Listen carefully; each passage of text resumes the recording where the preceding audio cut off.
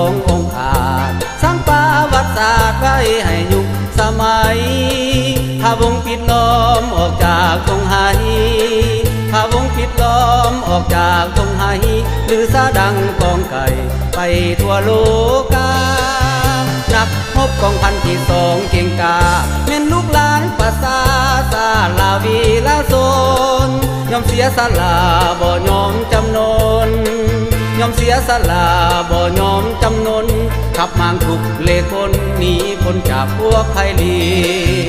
ท่านตูท่านเกองอาจมีพริกไว้สลาดไตกันนำสองสาย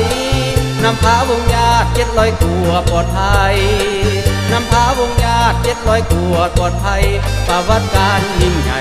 ลึกลือใส่อัศจรรย์ชื่อเสียงดังพบกองพันที่สองยืนยงดังกองซาดหรือยองสืบคอยเป็นขีดเส้นใสให้ลูกหลานสืบหอยเป็นขีดเส้นใสให้ลูกหลานสืบหอยจะขอตามหอยทานต่อไป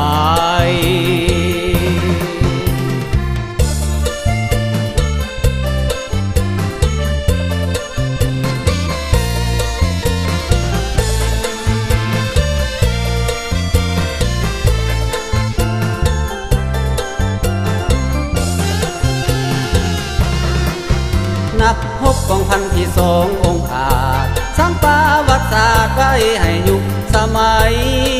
พาวงปิดล้อมออกจากตรงไห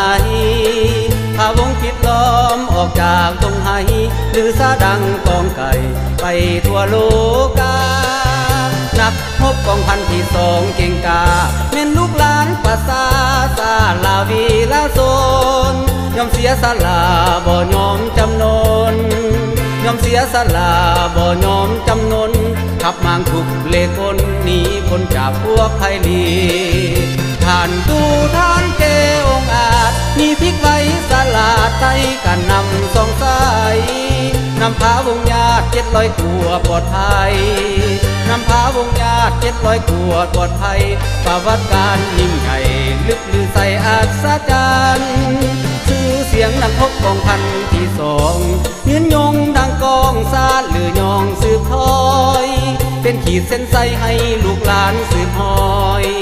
เป็นขีดเส้นใสให้ลูกหลานสืบหอยจะขอตามหอยทานต่อไปจะขอตามหอยทานต่อไปจะขอตามหอยทานต่อไป